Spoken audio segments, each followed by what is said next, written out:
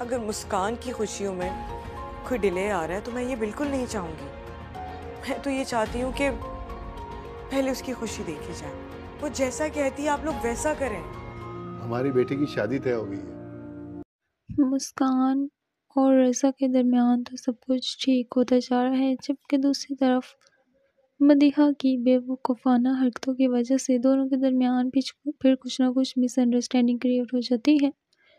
और इस बार भी मुस्कान की माँ बहुत ही ज़्यादा गुस्से में थी और वो उसका भाई आशिर उसे समझाने की कोशिश करता है कि इसमें तो मुस्कान की कोई गलती नहीं है। और दूसरी तरफ मदीहा भी बहुत ही ज़्यादा गलत हरकतें कर रही है और रज़ा भी इस बात से बहुत तंग है और अब वो दोनों यही चाहते हैं कि उनकी शादी जल्द से जल्द हो जाए।